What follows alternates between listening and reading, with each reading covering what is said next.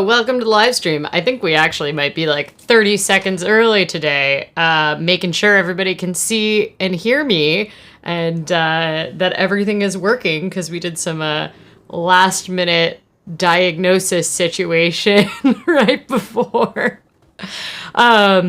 Welcome, good to see you. All right, sounds like everything is working. Welcome. So, to lead off of the week of the great consumerist holidays, I thought we would talk a little bit about budgeting apps. So, as folks might remember from last year, we did a big budgeting apps review where people from the Oh My Dollar community reviewed a bunch of budgeting apps. This year, some people added on to those, reviewed some of the newer apps that have come out this year. So instead of doing the comprehensive live stream where we reviewed every app, because quite frankly, that ended up being like a 3.5-hour live stream and too much information and too dense to really consume. Instead, we're going to break the budgeting app reviews into sort of categories. So the ones that we're going to talk about today are budgeting apps that are good for the purposes of folks that just don't really like budgeting. I'm so busy claiming that like you can budget. It doesn't have to mean spreadsheets. It doesn't have to mean granularly tracking everything. But these are some of the apps that'll actually help facilitate that. So we talk about some of the pros and the cons of the different apps today. And I'll also maybe show you some footage from Secret Roller Disco last night. And then, of course, we have a donut, which is the pumpkin cheesecake donut. So it's a vegan pumpkin cheesecake donut. I'm pretty excited about it. It's got like a crumble on the top. It's got a lot going on. I'm really hopeful that it's good, but we'll find out if it's any good. Philip says, greetings from Tennessee. Pre-show and cats versus pickles. The pre-show ad was cats versus pickles? That's hilarious. Newbold one. This Comet with 2 roller skates was held for review by YouTube. I think they thought that it might be spam. I don't know. Oh, Eric says greetings from just east of the snow zone in Buffalo, New York. You know that the snow is intense when NPR is reporting on a snowstorm in upstate New York, because I was getting reporting on how bad the snowstorm was in upstate New York, and upstate New York is pretty used to snow. So, yeah. Geograph Concept says, I just missed the donut. Can anyone give me a recap? Well, we'll do the full donut review later on. The Journaling Broom says, did this just start? Yay, I'm on time. Yeah, I was actually like 30 seconds early today. Probably because I have other work to do and I'd like to procrastinate on it. So the sooner I get rolling with the live stream, the easier it is for me to procrastinate. So before we dive into the budgeting stuff, I will mention that last night I went to Secret Roller Disco, which was in the mall. So I skate at a ice skating rink in a mall. And the mall, they're trying really hard to like revitalize it. It's in the center of Portland, but all of the anchor stores have gone. It's this really massive infrastructure, so you can't just like get rid of it. A lot of the shops have been converted to offices there, but like every anchor store is gone. So it's essentially got like tons and tons of empty space inside of this mall, and it makes it kind of like an eerie place. So starting this summer, some folks that do the weekly Secret Roller Disco, which isn't that secret, but it was originally secret, which is essentially just like a rotating roller disco, usually happens outside, but they managed to convince the mall owners, the new mall owners, because the mall got foreclosed on and then bought by new owners, the new owners are trying to do cool experimental things. Like there's a lot of like smaller local stores in there now, as opposed to just being big box stores, because most of the big box stores have left. So there's like a game shop and a comic book shop, and they have like weird like art pop-ups. The Portland Film Festival was just in the mall, which is kind of neat. So the whole idea behind this secret roller disco is that it's just like kind of unusual. So they managed to convince the new owners to let them do the secret roller disco inside of the old Marshall's department store. And I went to it a couple months ago, and then they didn't have it there again at the Lloyd Center for quite a while. It was back to being outside. And then this week they had it again there twice. I was thinking I was going to go on Thursday, which is the normal secret roller disco day, because I thought, it'll be less crowded. However, I taught for 6 hours, like stand up in person, giving a workshop. And I just realized there was just absolutely no way I was going to then go out again several hours after the sun had gone down when it's pitch black and skate. Like, it just wasn't going to happen. So Fuzzbubble says, I just watched last week's stream. How is Dora? Dora is doing okay. We did end up taking her to the vet after last week's stream. If you were here, you know, she had like a cold, and she had a cold. It probably was actually her HPV flare-up, which is like a lot of cats that are born in shelters have HPV, but Dora has chronic HPV.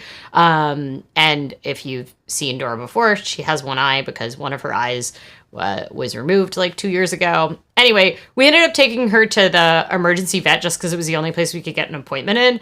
But they were really like low prioritizing her because she obviously like wasn't urgent. Like a dog was being rushed in, collapsed while we were waiting initially. So it took like quite a while. The good news is that unlike her regular vet, there was an ophthalmologist on call there. So the vet was able to like actually text the ophthalmologist. But yeah, she's been on antibiotics and antivirals all week. And then she also got some saline solution. She's coming in. That's why I'm looking down. She heard her name, I guess. But she's feeling much better. She's very tolerant.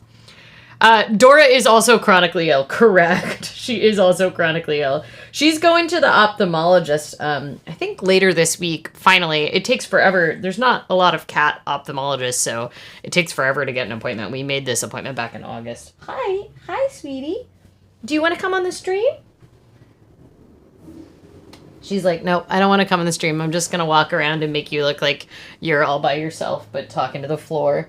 Hi. Oh, okay. Come here.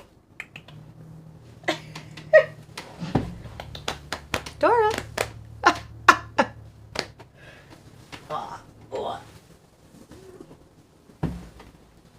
Hi. Do you want to be on camera? No? No paparazzi, says Dora. Correct. Okay. Well, I can't adjust the camera, but there's a kitten. Oh, I'm getting lots of cat hair now in this room. It's always worse when the studio lights are on because you can really see all of it. Anyway, Secret Roller Disco, I'll show you some footage from that while I try to get this cat to sit down. And, yeah, we can play this little clips from Secret Roller Disco.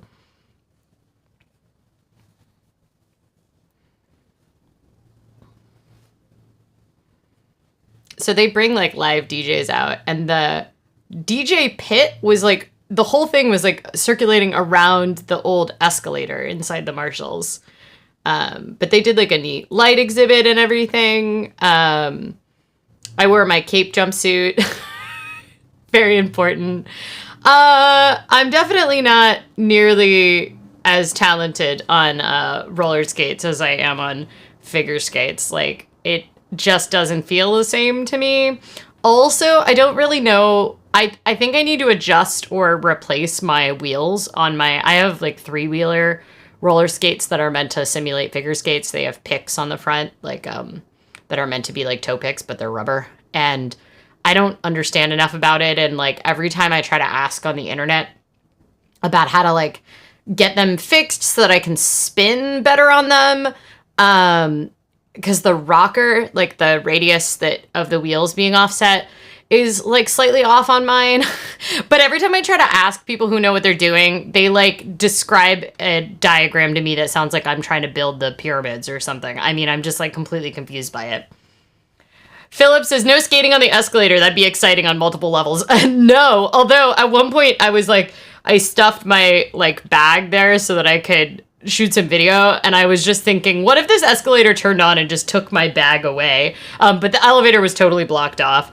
If you went like back through the back area, they had kind of like, I would call it like the advanced skater area because it was on concrete as opposed to the smooth department store floors.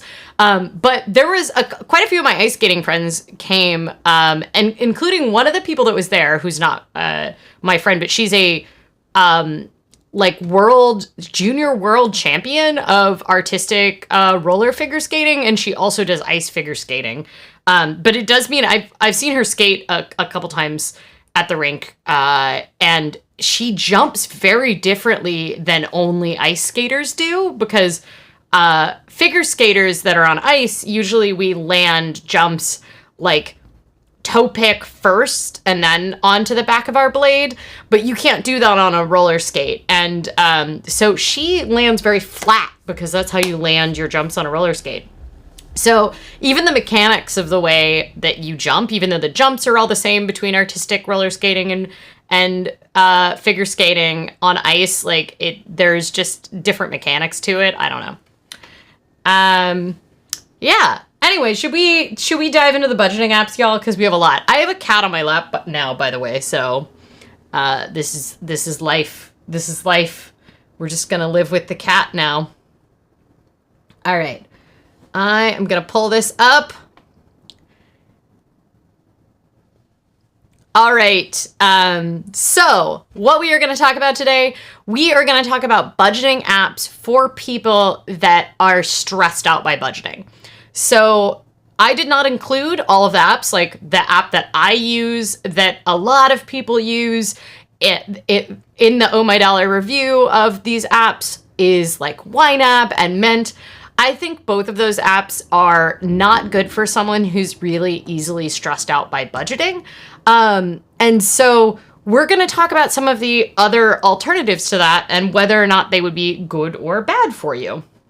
The thing I do want to emphasize when we come and talk about the budget is that there is a way that you can make budgeting work for you. And if you are really stressed out by the word budget, just replace the word budget. I think a lot of people have really negative associations with the word budget. They kind of view it as like, it's, deprivation or being really restrictive. But realistically, all a budget is a plan for your money. And that can be as specific or as broad as you want it to.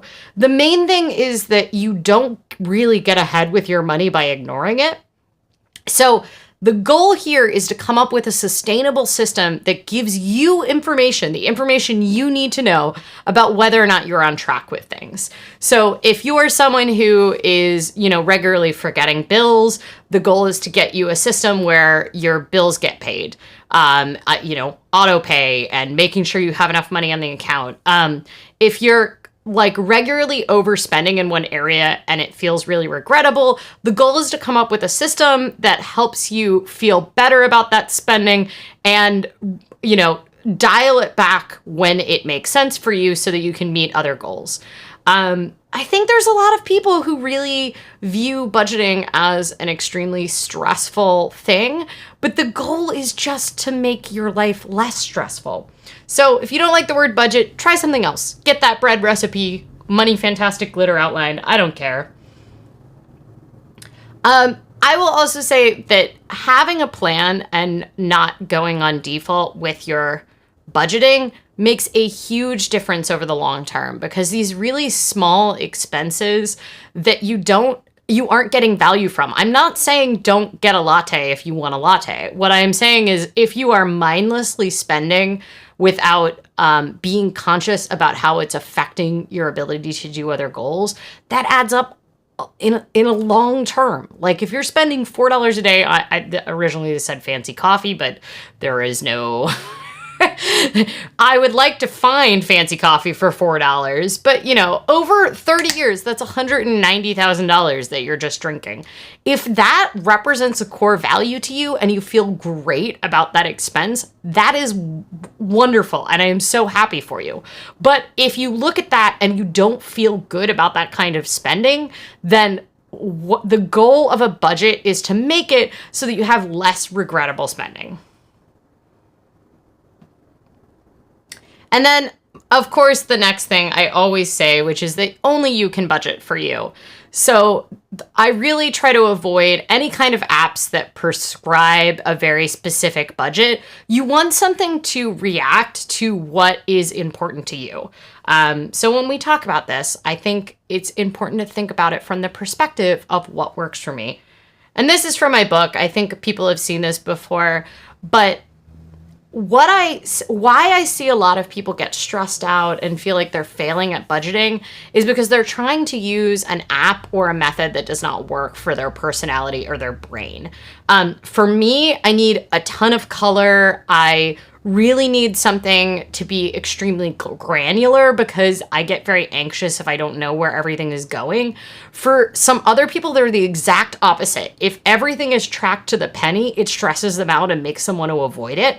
But if they are able to just log in, get a big, broad overview, and feel like they're on track, that works great for them. So really think about what works for you and what works with your own brain and your own personality type. The cheapest coffee money can buy for $4 a day. I know, really. Okay, so we did a bunch of budgeting apps here and rated them on different categories of just like what works for people. So one of them was making budgeting fun, how easy it was to get set up on the apps, the ease of use, if it was fast and responsive, especially if it was an app on your phone, because sometimes those can get super laggy, whether or not it connected to accounts easily, if it was easy to create a budget, and if it was easy to split expenses. We also asked people if it was good for people who don't like math and people who have ADHD based on their own experiences. Honestly, if I'm spending $4 a day on basic coffee, I might as well get a Keurig. I know a kiosk that sells sub €1 coffee, but I didn't dare try it. Yeah, I mean, I guess like you could definitely get like an espresso for less than $4. Also, if you live in Italy, it's, the price of espresso is limited, but also that's made the espresso worse there, I think. So these were the basic app categories, but the only apps that we're going to actually focus on today are ones that are good for people that do not like budgeting. So these are the low stress budgeting apps. So the first one that is new this year that was not available in previous years is this one called Monarch Money. And I actually think Monarch Money is very cool. I'm continuing to use it, even though YNAB is sort of my main budgeting app. But I tried it out for this, and I'm using it for my business expenses. Here's what I like about Monarch Money. It does a lot of the things that Mint does. Gulliver, who tried it out, actually says it's what Mint wants to be. So Mint is like kind of the standard bearer of a lot of these budgeting apps. But the problem with Mint is it tries to do so much, and it does a lot of those things like poorly, and it can be very buggy. Mint almost is like they added so many features in that it can get really overwhelming for a lot of people. That being said, a ton of people use Mint. Monarch Money, I do think one of the advantages is, unlike Mint, it does not sell your data. There are no advertisements. You're not going to get like, approached by financial advisors like you might on some of the other ones. It does have a free version, and I will say that the free version is pretty full feature. Like, for example, you're not allowed to create new custom categories, but you can change the name and the emoji that represents any category on the app, even in the free version. So you can effectively make custom categories. The coolest feature, though, I think, is that it looks back at your spending, and then it will auto budget, and then you can kind of adjust from there. I think this is one of the things that really overwhelms a lot of people about YNAB, is that there's so much set up to it. And it tends to be really like burdensome when it comes to figuring out what actually your expenses are. And I think Monarch Money is a lot better at helping you figure out like what you actually spend on. I found it very easy when I set it up for my business account. The other thing, which I have not seen done well on any other app, and I wish I frankly had on some other apps, is that it has this calendar. So if you have, Dora, what are you eating? The cat got off my lap and now she's making suspicious noises right where I can't see her. What are you doing? Don't eat that.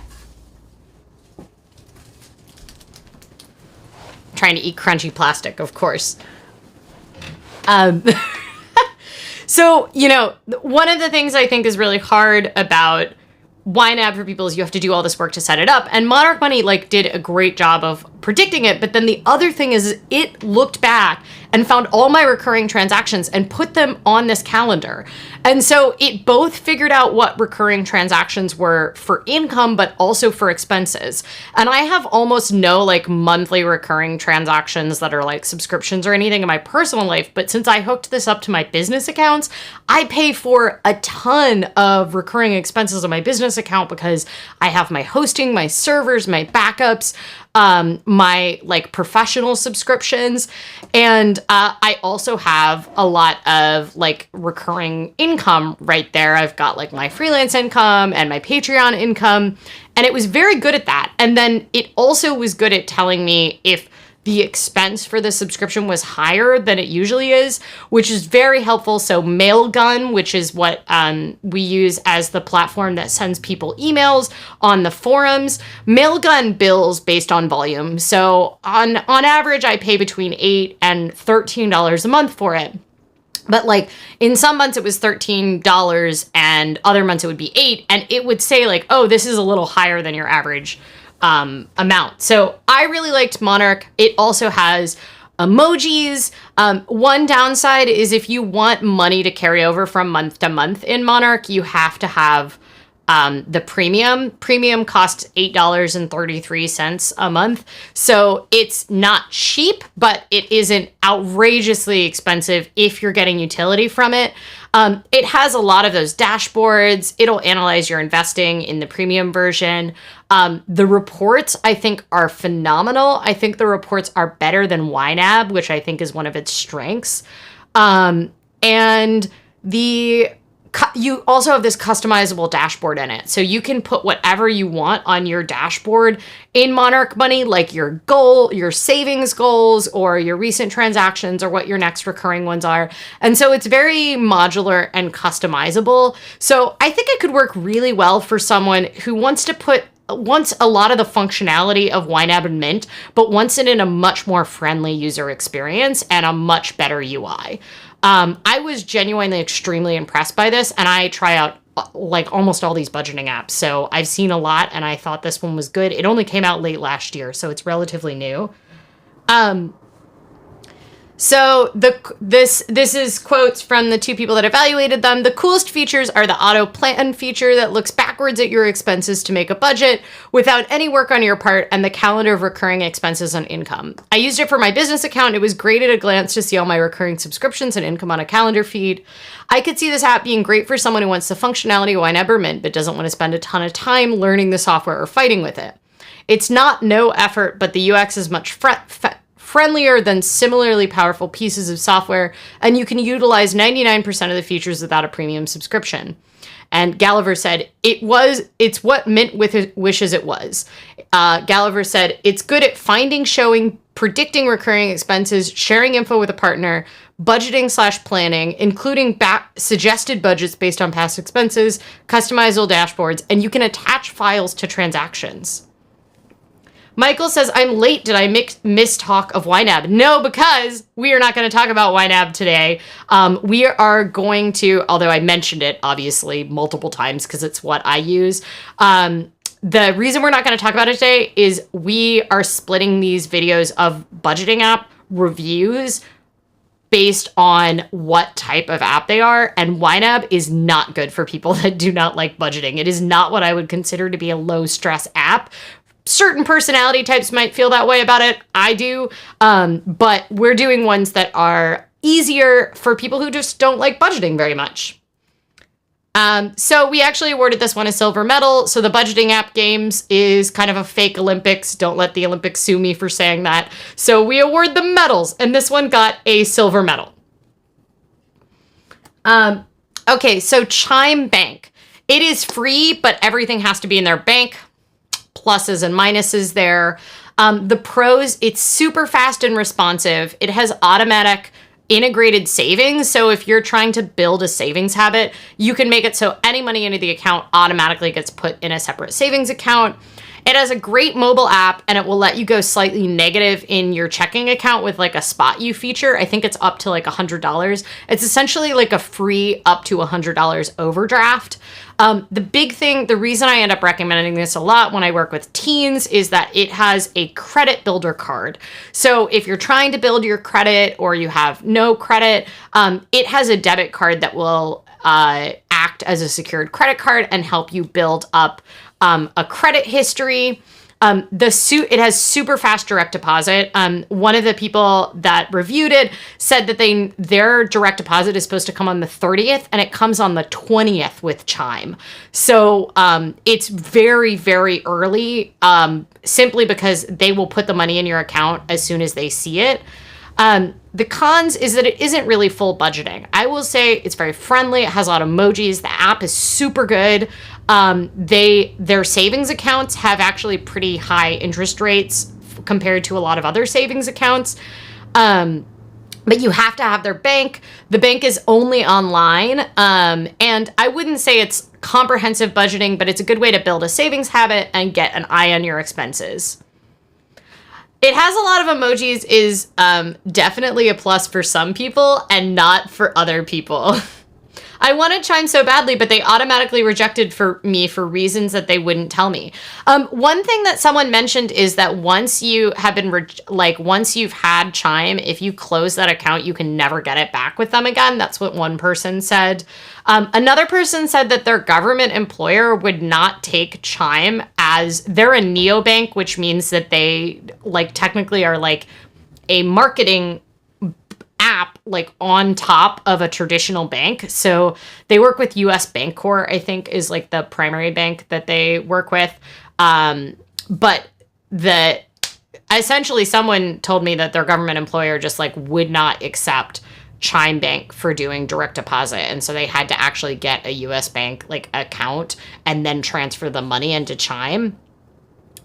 Graywald mentioned that there's a feature for saving 10% of your income, but one of the downsides is that it's not toggleable. So, for example, I and Graywald both mentioned, if you have freelance income, you want to make sure that you can save 30% is sort of the standard rule of thumb for your taxes. And Chime only lets you save 10%. So if you want to amp it up, if you wanted to do, for example, the 22 and 2022 savings challenge on the Oh My Dollar forum and save 22% of your income, then, the automatic saving feature wouldn't work. I honestly don't know why they haven't adjusted that yet. It seems like such an easy feature to change. So I would say that's one of the big downsides of it. However, if you like Chime, but you have business income and you want to get some more business specific features, there's another bank called Lily Bank, Lili, that I have been testing out. And I didn't put it in here because it's specifically for businesses, freelancers, but it also has the automatic savings features, but it estimates based on your business expenses and your tax rate how much should go in the tax account. And it makes it really easy to do your quarterly payments if you need to. So we gave Chime Bank a silver medal. I think that it is very good if you won't use anything else. I think it's a great way to get started. It's very friendly, fast, responsive. It's really aimed at people that are just getting started with the banking system. So yeah. Michael says, I know there are many people that had issues receiving any SBA assistance with their Chime as a bank. Probably less of an issue since now those programs have ended. No, that's really good to know, because I think that Chime, all of these neobanks, it can really very much be a downside with those things. I do think emojis is one of the number one things to look for in a budgeting app. So yeah, I would say silver medal for those. Okay, Simplify. This is another new one, and another one I was extremely impressed with. The downside of Simplify is there is no premium version, and there is a free trial, so I have a link down below to where you can get the free trial. I think it's 40 days. It might be 2 months. So you'll definitely know if you like it or not. Simplify is a totally new app made by the people that make Quicken, and Quicken has been like a dominant desktop budgeting app since the 1990s. But one of the downsides of Quicken is that it wasn't an app. It was just this like huge desktop program. It felt really bloated and outdated for a lot of people. And it was the best in its class at what it did, but it emerged when there were almost no competitors in the space. And essentially, instead of trying to make Quicken for the web or apps for Quicken, what Quicken did is they made a totally different app called Simplify. Okay, here's what I got to say about Simplify. I love quite a few things about it. One, you get badges. And as anybody who has read my book knows, anybody who's participated on a challenge on the Oh My Dollar forums, I think the badges are fantastic. I also think Simplify is probably better at just get going kind of budgeting than almost anything else. I would say it's probably tied with Monarch. It's less powerful than Monarch Money, and definitely less powerful than like YNAB is, but it is very approachable. I like the little badges, and it's very competitively priced to similarly powerful apps. Geograph Concept says, I love Simplify and it's so cheap. I think you started using it during Budgetober, right? So it is definitely cheaper than the other ones. I would say it does have kind of limited reports. One of the downsides of it is that it does sell your data to advertisers, and some people don't like that. That is one of the downsides of a lot of the freer or cheaper budgeting apps. It's really easy to use, and it has automatic categorization, and it has good savings categories. Like, it's really easy to set goals within the apps. I don't know if Geograph Concept has more. Geograph Concept says, I used Capital before Capital started costing money, and Simplify prompts me to set aside money for goals each month like Capital did. Yeah, that's the big thing, is like, I think that Simplify is a lot more rounded than a lot of those automatic budgeting apps. So there's a lot of automatic savings apps that we'll talk about in a bit, like Digit, Capital, Acorns, all of which cost money usually, and that's all they do. They're really just there for like savings or forcing you to invest automatically. And Simplify has kind of the same thing, but it's integrated with a more comprehensive one. One downside that I think is really weird is it's like the jump between what it considers, so you get like a 10K net worth achievement badge, and then the next one is 500K. And I just feel like there should be something in between those. But also, if you're someone who really likes streaks and badges like that, like I'm obsessed with my streak on Duolingo. I have like a 2,000 day streak or something on Duolingo. It's very long. Let's find out how long it is. Yeah, I really like streaks. And you get badges for checking into your budgeting app. And I think that that is a huge advantage for a lot of people. My current streak is 1,838 days on Duolingo. And that's after I lost like a 700 something day streak, which I'm still bitter about. So I do think it's just got a lot of very approachable things going on with it. And I think it is a really good, you can try it out during the free trial and see if you like it. But I think it's quite nice. It was also easy to get on web, iPhone, iPad, and they all sync and it was easy. Yeah, that's one of the really big things. I hate the ones that are only available like on one platform because sometimes I really want web. Geograph Concepts says the only big downside is the process to sign in and sync to my credit union bank account is really hard or really easy, but it looks scary. I found that it synced quite well with the banks that I synced it with were Chase, USAA, Chase credit cards, USAA bank, and I believe also my local credit union account and KeyBank. I like to try out a bunch of things. I have tons of bank accounts because I test them and I do the credit card hacking things. But thank you very much for adding all of the experience. So we gave Simplify a silver badge. I think that it is way better than a lot of the other options out there, and it's relatively cheap. So next up is this one called Fudgit.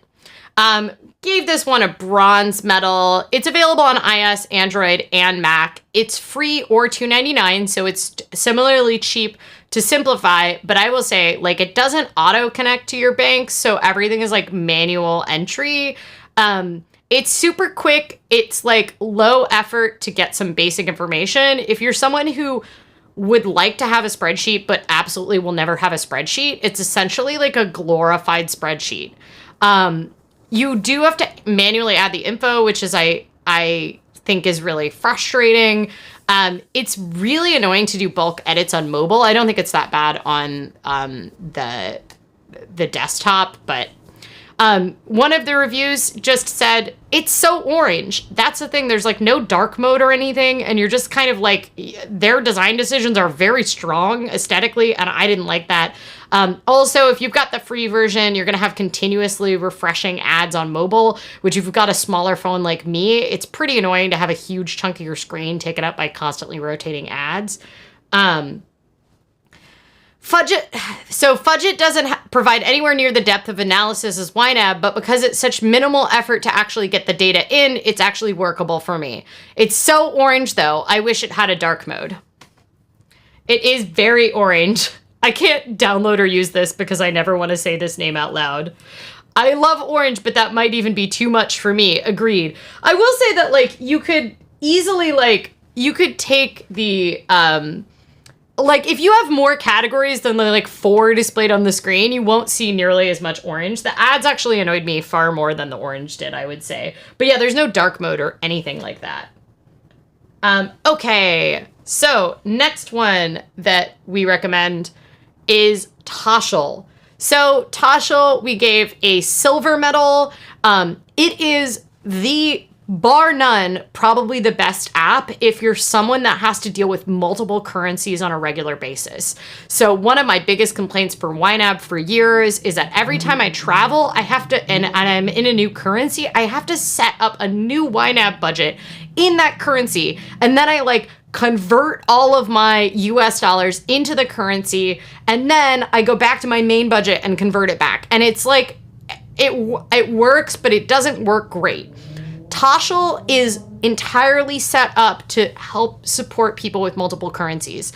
So it works with many countries' banks. It's really good at international travel budgets. The app is responsive. So you can set up specific travel budgets and it will automatically figure out with the exchange rates. It supports like over 500 currencies, including crypto.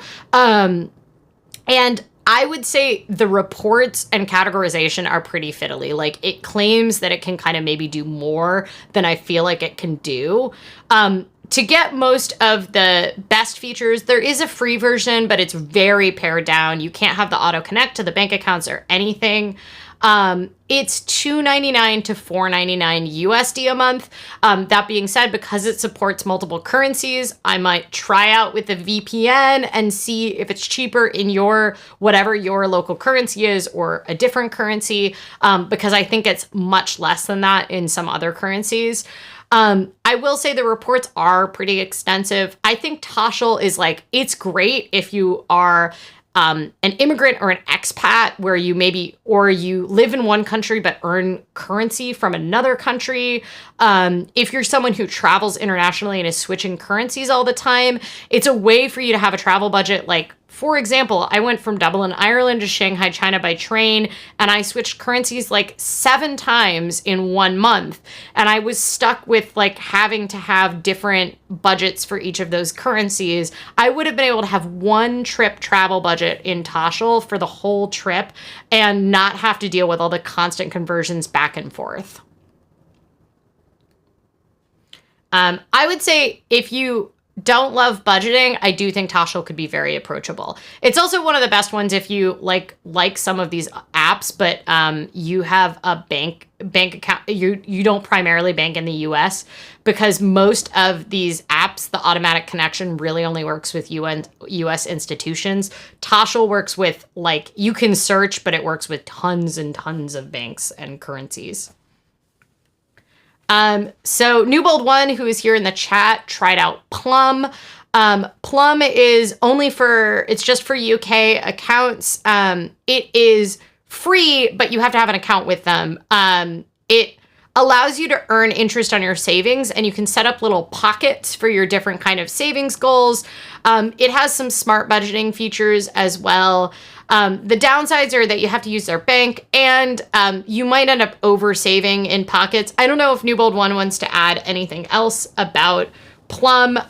It does have a free version, but it kind of goes up between £2.99 to £9.99 per month if you want to have different features. I actually found that like kind of a huge disadvantage of it is that instead of just having a free and a paid version, it had this like all of this like, oh, if you want this feature, you have to go more. They had like 4 different options for what the different things are. Geograph Concept says, ooh, this is what Capital did. Can you tell I miss Capital? Yeah, I mean, I think the big downsides of Capital is that it costs money, and I don't like that. Newell One says, I love Plum. It's simple. It puts money into the pockets away from my grabby fingers. Very important. I know that you kind of had the problem of you were using an auto saving feature at your bank, and then you were also using the pockets in Plum, and so then it was kind of over budgeting what you had available for savings. Am I right, if I remember that correctly? Yeah, does anybody have any questions before we jump into the next one? Because we're going to go into the if X then Y apps, but those are kind of the broad budgeting apps that I would or wouldn't necessarily recommend. I think it really depends on what you need, but I would say that I'm really impressed with some of the newer ones that have come out this year. So the downside with a lot of these newer budgeting apps is that, like, I have recommended a lot of budgeting apps that people have loved, tried out, and then, FinTech has pulled funding because they don't have enough users, and then the app goes away. So, like, we've seen a ton of apps, Zeta Money Manager, Pair Budget, Momvelopes, Me Envelopes. A ton of them have, like, faded out or gone or announced they're going to go. Level Money. There's just like one of the risks of being in one of these kind of newer apps is that they could go away. I will say Monarch Money seems like it has a lot of power behind it in the fintech industry. The CEO is one of the co-founders of Mint, and I think they have a lot of resources. So I think Monarch will stick around. And then Simplify is made by Quicken, and Quicken has been around since the 90s. So as long as they continue to decide to have a mobile version of their app, which I cannot realistically see them being like, we should get rid of our useful thing and go back to only having a desktop app, I think it's very likely Simplify will stick around. Geograph Concept says, Pair Budget was so cute while it lasted. Geograph Concept says, every service like this is like, this costs less than a cup of coffee. Does not bargain that my coffee costs $7 to $8. The thing for me, so I use YNAB, and YNAB is now, unfortunately, one of the most expensive apps. I will also say I don't end up having to pay very much because I've recommended so many people to YNAB, and so I get like a lot of free months. So I think I still haven't had to pay since they've raised the price. The thing for me is that YNAB works so well for my brain, and I'm so used to it, and I have such good data on it, that I am willing to pay that money because overall it saves me that amount of money. Like I found YNAB to be absolutely transformative for my finances. And so for me, it's worth the budgeting. That being said, I think it isn't necessarily for everyone, but all of these apps have free trials. And my biggest recommendation is to try something, make sure it fits for you, make sure it's actually helping you and it isn't a burden. And if that's true, then that app is probably worth the money. New Bold One says, good interest rate on Plum, currently at 1.9%. It went up recently, so I imagine it sort of index links. Well, I mean, also, you're in the UK and your inflation is so high that your interest rates should be going up even more than that. But yes, that is a good interest rate. New Bold One says one of the downsides with Plum was that sometimes it pulls out too much, but there's a way to calm it down, which works very well. Great. Yep. I know the interest rates, it's getting hard to praise them, but hey, it's better than when I used to teach workshops and I'd tell people to have an emergency fund and I'd say, you keeping it in savings, and no, it'll probably earn $1 of interest a year, but that's okay. It's insurance. And now at least it earns something, right? All right. So we got Plum. Now let's talk about rounding up or if X then Y apps. So if X then Y is a type of budgeting you can do yourself, but you can tie an action to some other kind of budget goal. So it could be positive, something like if I get a paycheck, I put $10 in savings, or if I get a paycheck, I put 10% in savings. It could be something where you tie a negative habit to a positive financial habit. So if I buy a pack of cigarettes, I put $5 in savings, something that kind of balances things out. You can also do, if I go to the grocery store, I put whatever my change are in savings. There are a lot of apps that will do this kind of automatically for you. A lot of them will do kind of the rounding up. So let's say you spend $99.95 at the grocery store, it'll put 5 cents, that last top out, and make it a round amount into savings for you. So Digit is one of the apps that does it. It's $5 a month, which I think is very high for what it does, but it is automatic savings from an app. A lot of people really do like it. It lets you do automatic investing or savings without doing too much. So it's very good if you want to start saving for stuff, especially if you want to save for multiple things, but you're kind of struggling with figuring out how you prioritize it. What it claims is that it will look back at your account and then it will start to figure out how much you can afford to save and it will take it out for you. It charges a monthly fee. One thing I think is a really big downside of it is that it starts saving right away, even though it kind of implied to me that it was going to take longer to look at my overall expenses before it starts pulling money out. The other thing is it's really redundant if you use another budgeting app. I wouldn't necessarily use it on top of another budgeting app with a savings feature, because for me, it was a big pain in the butt because it was taking money out every single day out of my account and putting it in savings. And then I had a huge list of transactions I had to reconcile. It does have a great interface. It's really easy to see what you're savings for. I think it's particularly good for people that are struggling with saving because they're like, I earn good money, but why can't I just build up any savings? I think this could be a good way to build that habit and see where it's possible to do it. Generally, I would recommend Chime over Digit because Digit, you still have to use their bank and you have to use their savings account, and it still costs money. So you might as well use a savings account that gets, one, a higher interest rate, and two, saves it doesn't charge you a monthly amount. But I do think it's a good alternative option if for some reason Chime doesn't work for you. Another similar one is Capital, which was being sung the praises of, which is that it will round up purchases for you. So it lets you have multiple savings categories. I do think it's a very beautiful app, and it's very good if you're very visual. So if you want to start saving for some sort of thing like you want to take a trip to Paris, you can easily insert a picture of to Paris, or if you want to save up for some kind of like electronic or a fancy keyboard, whatever it might be, I think Capital is very good at being kind of like that vision board combined with an actual thing. So it'll round up your expenses and put them into your little savings buckets in there.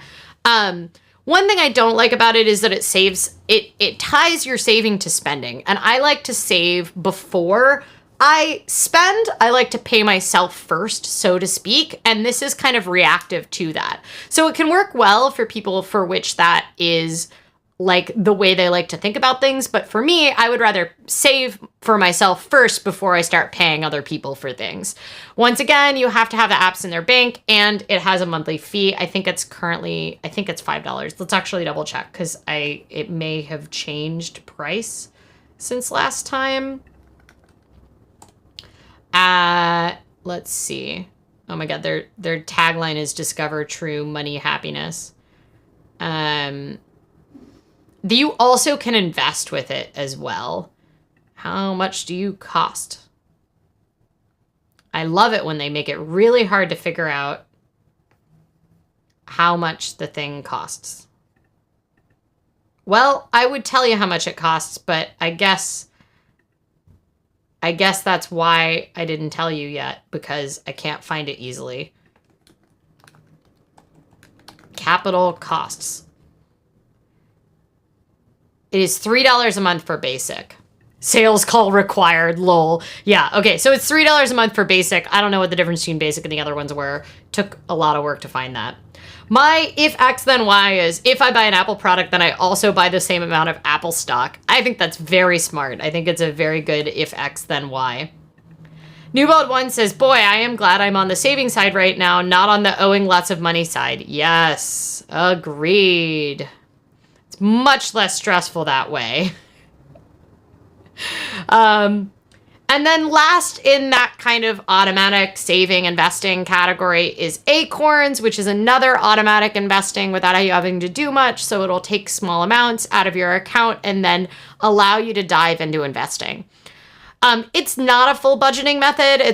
I think it's best for someone who's really scared about investing and wants sort of like a friendly way to get used to it. It's a brokerage. It's post-tax investing. So if you need to start investing, and you aren't utilizing your tax advantaged accounts, I don't think there's really a good reason to be doing it on Acorns. Like, use your Roth IRA, your traditional IRA, your 401k, your 403b, whatever tax advantage space you have access to before you dive into Acorns. And I think that is kind of like a huge disadvantage of it, but it is good at helping you get the idea of investing if you're really scared about it. Acorn sounds so interestingly and is so friendly. Unfortunately, I did use it, and then Medicaid was like, you made $9 from this and didn't report it, and then almost took away my Medicaid. Whew! That is very frustrating. Yeah, I mean, that's like it because it's 1099 income, and you technically have to pay capital gains on it because it's not tax advantaged income. So I'm glad that they didn't take away your Medicaid, though. But yeah. Newbold1 says, it's thanks to you and the Oh My Dollar forums, honestly. Thank you. I'm so glad to hear that you are saving and not owing.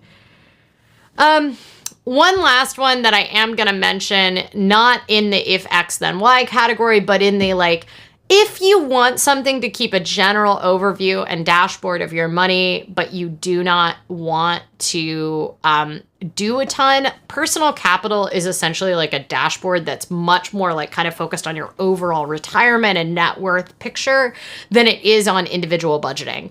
Personal Capital is free. If you pay for it, you can get advantage of some other features like tax loss harvesting and stuff like that for your investments. It is, for a lot of people, they said, you know, hey, it's free and it's very easy to get a snapshot. And it will show you nice graphs and things like that that you might not put together for yourself.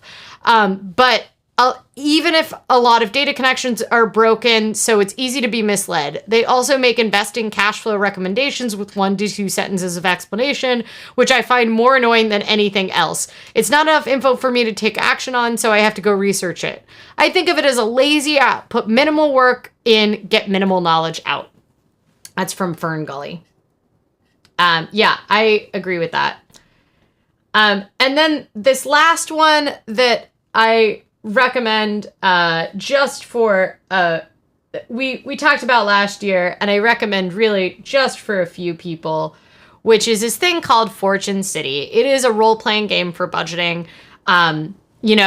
It's a lot of people really liked the game. It kind of taps into the part of your brain that likes flash games if you're someone like that.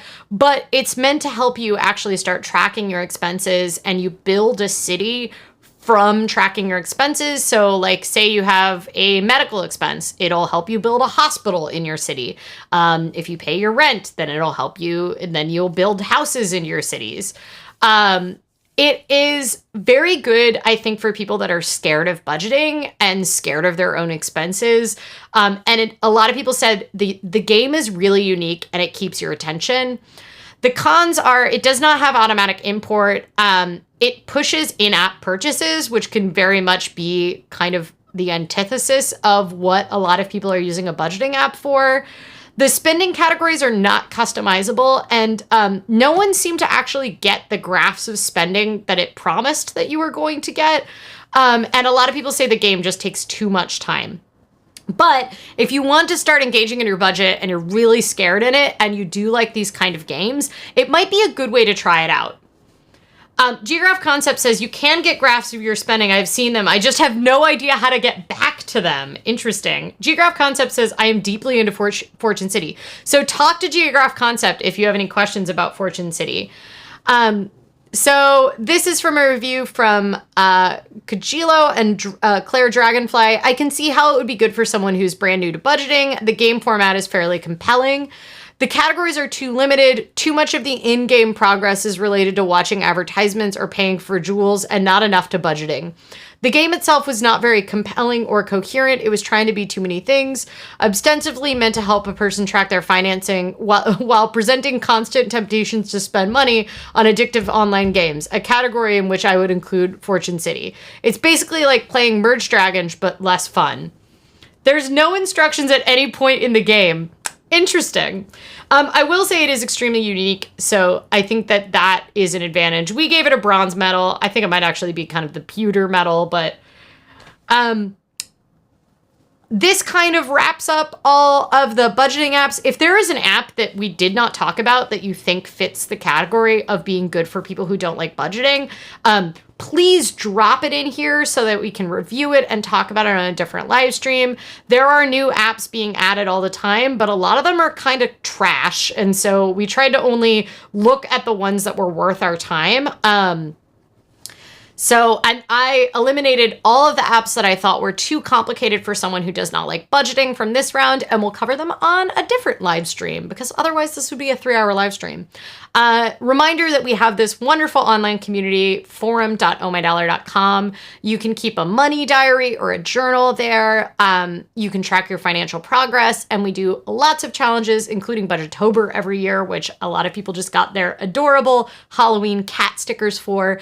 If you like badges and you like budget challenges, that can be a good way to get you involved in budgeting without being overly prescriptive and being non-judgmental. Also, you can just look at some plants and cats. Newbold1 says, YNAB was too much for me for sure. Even just the email onboarding system was just oof. YNAB absolutely does not work for everyone. I will say, I think that they frankly make things sound more complicated than they need to, but maybe it's just because I'm so used to it.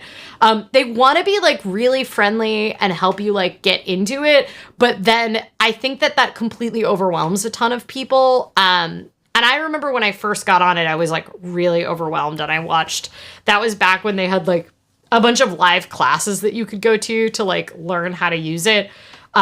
I now use it all the time, but the fact that there are multiple like Facebook groups devoted to helping people with YNAB, I think really speaks to the fact it obviously is not going to work for everyone. And I absolutely hate it when people evangelize about YNAB as though it is going to work for everyone. I think it works extremely well for certain brain types, and I think it's way too overwhelming for other people. So it was too much reading for someone with ADHD who struggles to read a lot of text. I ignored all the YNAB emails because there's so many of them. Interesting. I don't think I got that much onboarding when I got on YNAB, but I've had it for a really long time. So I got it back when it used to be a desktop app, like I still have the desktop app on a stick, and before you could connect it to bank accounts and everything. So me too, twice. Is there anything like the 6 jar method in an app or electronic form? What is the 6 jar method? Is that like a budgeting app method where each of you just separate them all into envelopes? I haven't heard of this. Oh, I see. Okay. So it's like an automatic account method, but it's just into buckets. I think that you could absolutely use, I think probably the best thing to do envelope method in terms of automatically doing it, I think of all of these apps would probably be Monarch Money, because Monarch Money will let you set it based on like a percentage. But as far as being like 55% goes to rent, 55% goes to 55% goes to, so I'll pull it up on the screen because I hadn't actually heard the 6 jar method before.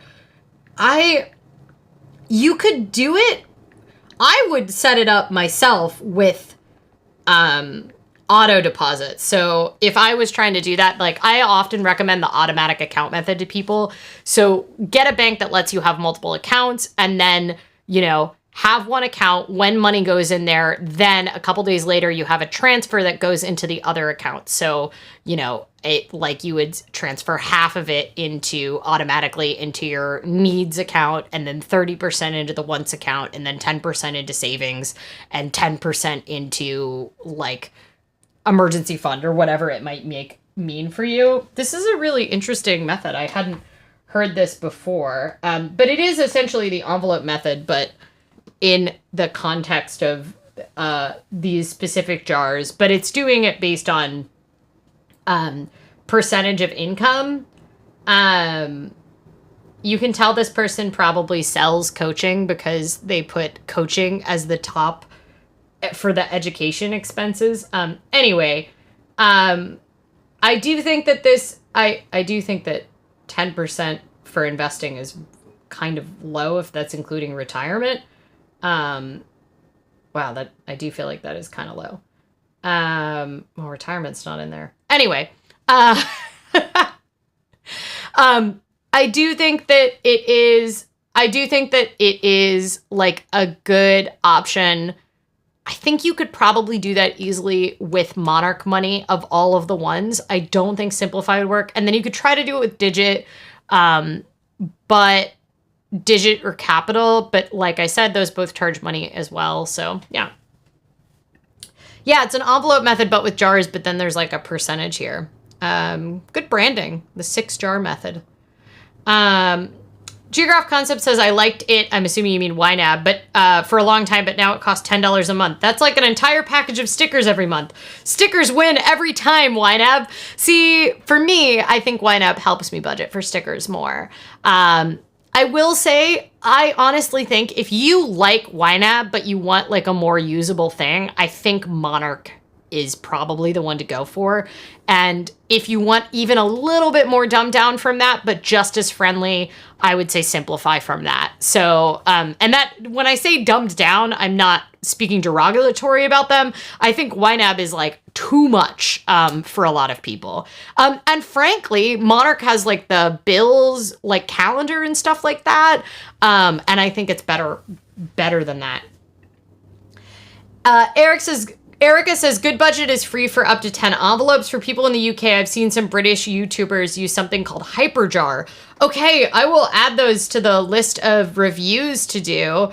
Hyperjar. Yeah, so we have Good Budget reviews coming up, but the reason Good Budget was not added on this is because Good Budget is not good for people that hate budgeting, in my opinion. It's really overwhelming. The UI looks like it was made in 1998, in my opinion. I think it can work really well for people, and it actually, good budget might be a really good feature for doing like the 6 stars method.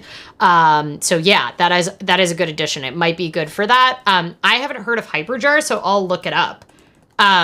But I would say good budget. If you're overwhelmed and easily by budgeting apps, it's a really bad fit. Journaling Broom says, is there a way to start on Monarch Money without trialing their premium version? Trying to try it, but it won't let me get past the premium trial. That is an interesting question. I think so. Let's find out. Because I'm not on their premium version. So, but I don't know how I got that. Let's find out. I never trialed their premium version. And I'm going to look at it right now.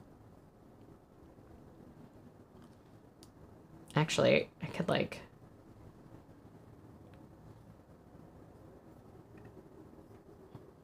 billing.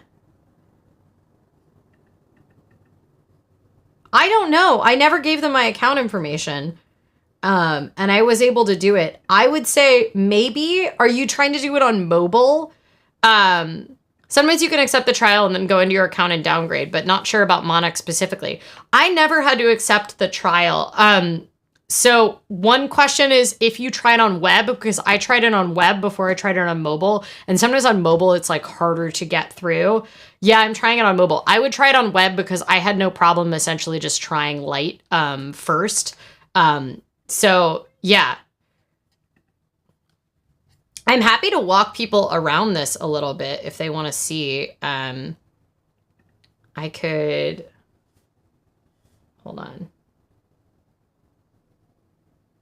I can actually show you like what this looks like. Oh, wait, that's the wrong one.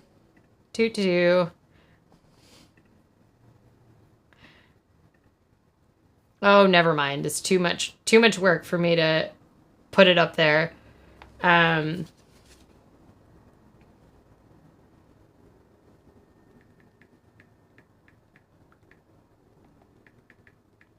I'm going to give it a shot. There we go. If I can log in on my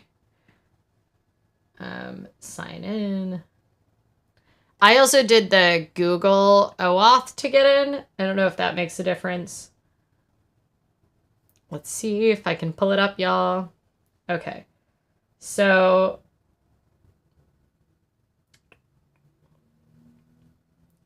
Simplify like doesn't have a free version, and therefore I could not get in without doing I would try, because I'm on the light version and I definitely didn't have any trouble with it. So I don't know. Oh, I don't know why it's not displaying. Come on, guys. It does say cancel anytime during the trial though, so you could cancel immediately. I like the ones that tell you like, and they let you have access to the features even if you've already canceled it. That's my preference. I mean, I know why it doesn't make sense for them, but... Okay, so this is kind of what the Monarch Money dashboard looks like. I am looking at it on the web, but on my iPad, so... but you're allowed to customize the dashboard here, so you can add sorts of different things. If you're in the Getting Started guide, it'll have like a list of goals for you to do, like add an account, create a goal. I only added a couple accounts to this, but I think the cash flow is one of the coolest things. And it lets you break it down by quarterly and yearly. And my largest category of expenses is paying myself, because this is my business account. But the automatic like budgeting feature, I think, is one of their killer apps here. And then the other one is this recurring expense calendar. So I'm able to see like the inflows that I get on a regular basis. and then the outflows that I get on a regular basis for these different ones. And then here's what's really cool. It tells you like this is higher than the expected amount for this merchant for the different ones. And that's because Backblaze has gone up. So like Mailgun is one of those ones where I have a different amount of expenses each month. And so it'll show me all the recent transactions there. And I think that part is really good. The other thing is you can set up rules for it. And this is not just a Monarch Money ad. I don't think I have an affiliate link for them or anything. And then it had goals set in here. But I'm actually going to continue to try to use it for my business. I actually use a combination of spreadsheets and YNAB for my business accounting, which is kind of like a funny midway solution. But it's mainly because I didn't want to pay for QuickBooks at the level that it need at, and the amount that I need it is very low. But a lot of the more freelance focused budgeting software does not allow me to account for inventory, which is an important part of my overall business expenses because I have to pay taxes on my inventory and I have to track inventory and stuff like that. I don't know how I got past it. Probably a cookie that expires. Ia says, I think I'm at the point in my adult life where I need to pay for an app site instead of Google Sheets. Well, one of the apps that we're going to talk about probably next week. Should we do the other budgeting apps next week? Should we talk about like the more complicated ones next week? Let me know.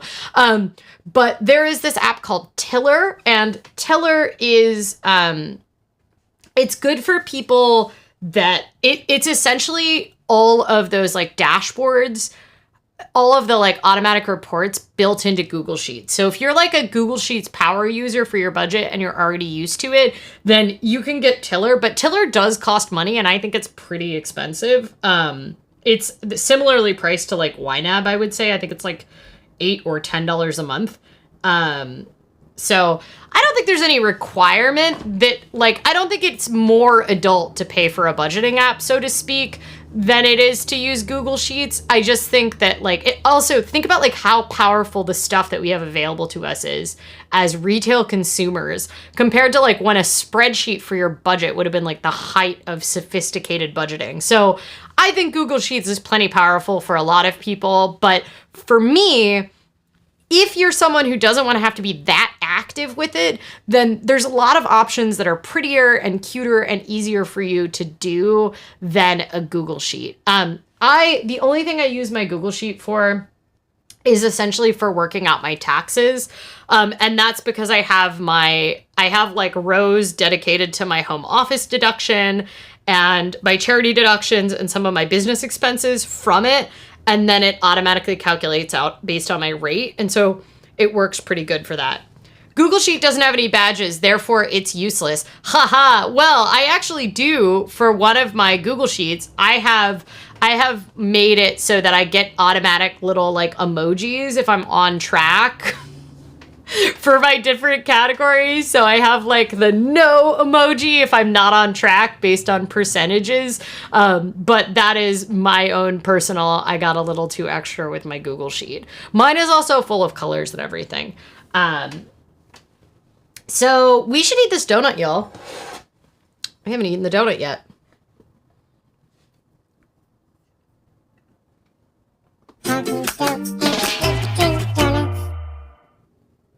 So this is a vegan cheesecake donut, and it has like the crust on the top of what would be the cheesecake crust. It's a pumpkin cheesecake donut. And then the topping, which is meant to be whipped cream, and then like a pumpkin topping. I think this might be a little too rich for me, but we'll find out.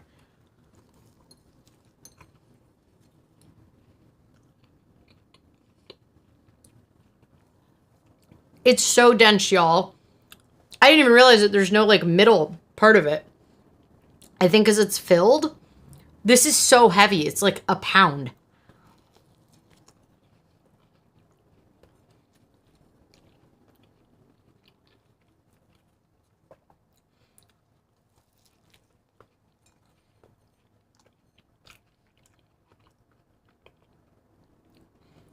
Woof.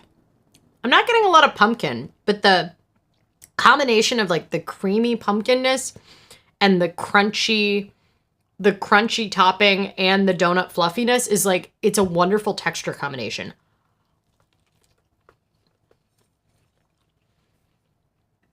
It's vegan pumpkin cheesecake.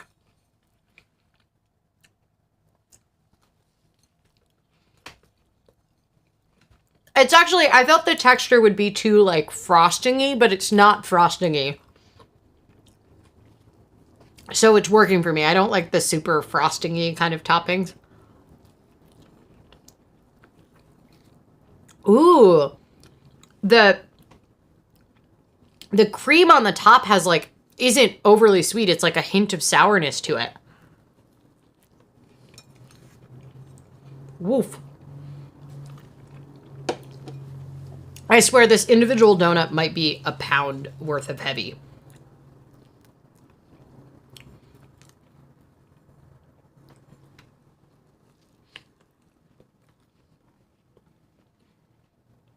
This is so much.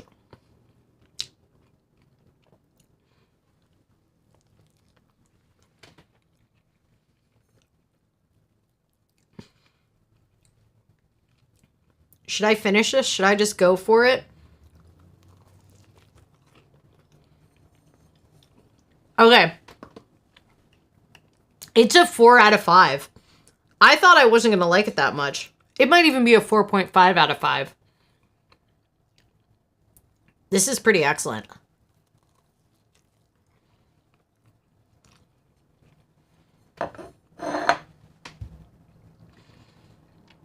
The problem is I'm going to have a sugar crash right after this.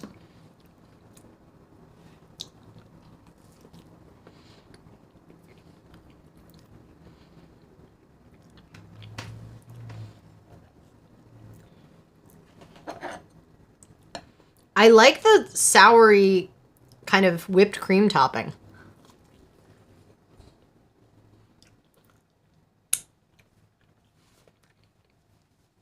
It's good enough you're getting really boring content for me while I eat it, so.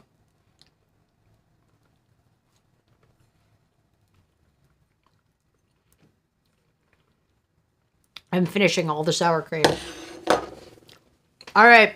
Actually, I'm upgrading it. It's a 5 out of 5. That was really good.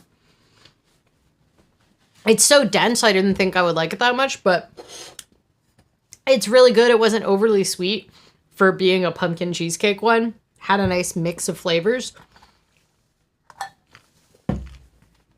On board. It is high praise. It's really good. All right. Well, I think that's it for the financial content this week. I'm going to tell you a very silly story while people write in their chat what they're looking forward to this week. I'm going to tell you this very silly story that's mildly financially related. So, if you don't know, when you get contacts in the US at an optometrist, quite often you'll get these like rebate coupons that sometimes it's like almost the full price of a year's worth of contacts that you can get back, like $150 of a rebate. But they, of course, like all rebates, they make it like a pain in the butt to get it. But I am motivated to get free money and lower my healthcare expenses like no one else. So every year I actually do manage to send in these rebates. Unfortunately, once you get the rebates, they give it to you usually as like a prepaid Visa gift card, which, as everybody knows, are incredibly frustrating when you get them because there'll be tiny amounts of money left on them. And you like can't spend it anywhere because you can't spend only like $1.47 or whatever is left on the card.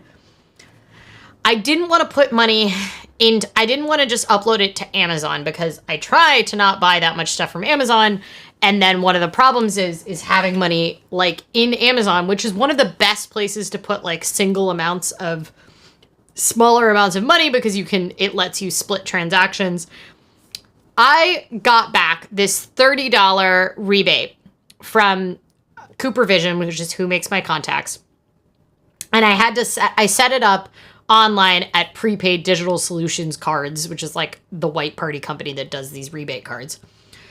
So the email address that I'd used had plus CooperVision in it because I try to make unique email addresses whenever I do these kind of scammy things.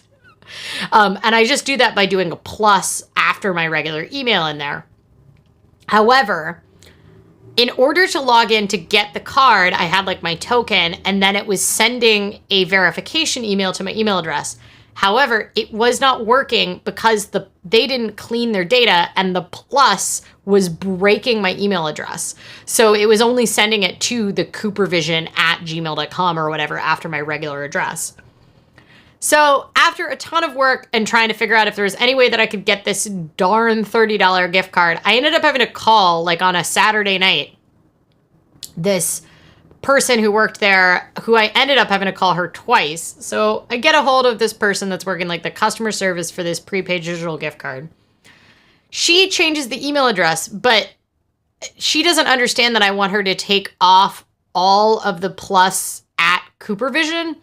Instead, she just takes the plus symbol out. So I realized this after I've already gotten off the phone with her. And so then I make that Google account, like my regular email, coopervision@gmail.com.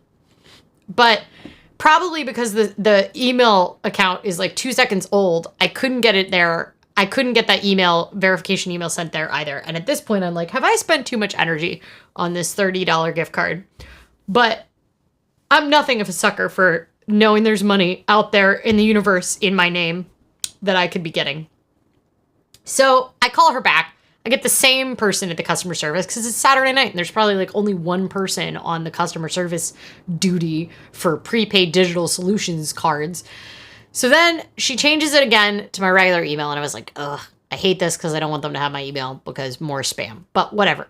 I want to be able to link it at least to them when I get the spam. So then I get into the card. It's a $30 gift card. So my whole plan was I put the $30 gift card into PayPal because it will accept these prepaid Visa gift cards into PayPal. And PayPal lets you split transactions. So it lets you say I want $30 on this card, and then I want the rest to be billed to this credit card. And that's one of the advantages of PayPal. And I was like, I can check out with PayPal at a bunch of different places. So I say I'm going to go on to, I needed to refill some makeup. So I was going to go on to Glossier and buy this and check it with PayPal. I get all the way to there. I have the card uploaded into my PayPal. I go to PayPal Express and I try to check out with a split transaction between $30 so that I can totally use that card, and then the rest on my card, the like last $20 or whatever on my card. So it keeps getting rejected. So I log back into the prepaid digital solutions, which I can now get into because it goes to my email. So I log into there and I can see that it's trying to do the PayPal-Glossier transactions on the things, but it keeps rejecting them because merchant code not permitted or purse not permitted. So then I search around on the internet to see what this error code is. And apparently this error code happens because they don't want you to be able to just, because it's, even though it's a merchant payout through PayPal, because it has PayPal in the name, it's not allowed because they don't want you to be able to cash out that prepaid transaction into a bank account.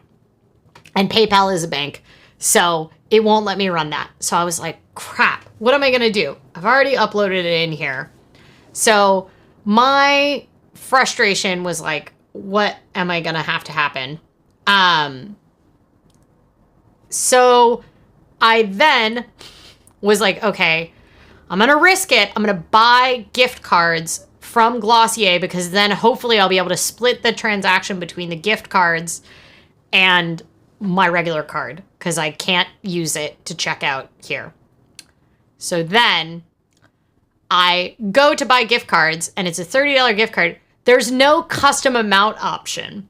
Luckily, eventually I figure out I can do, and there's no $30 amount option. I figure out I can do 2 $15 gift cards and check out. I'm able to check out.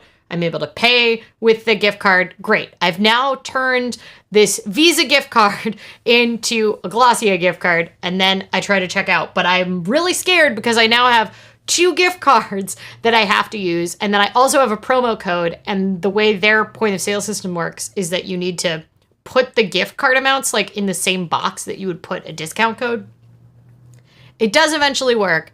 But that is how I spent about an hour and a half trying to save $30 on makeup refill. That is the end. Michael says, I've had luck with a couple prepaid cards this year. Let me deposit to Apple Cash. I don't have Apple Cash, so I wouldn't do that. But yeah, I usually do a lot of check back and forth. But Geograph Concepts' good thing this week is I'm on break this week and I get my second dose of Humira. Ooh, congratulations. I'm hoping Humira is going to work fabulously for you. I'm very excited about that. Fuzzbubbles said, I got around the Monarch Premium by signing up on the web until the premium screen, then open app and sign in and swipe down away the premium pop-up. Seems like a lot of work, but I'm glad you were able to get past it. I don't know why it was so easy for me. I don't think I did anything to avoid it. My local grocery store will allow me to pay with 2 methods, so that's how I used up the last few dollars on prepaid cards. See, that's really good. Most of them won't let you do that anymore, I kind of found. I used to do that all the time for people when I worked at the grocery store because people would like put some on checks and stuff like that back when you could still pay with a check at the grocery store. 90 minutes for $30. You know, I was going to buy the thing anyway, and I wanted the $30 discount.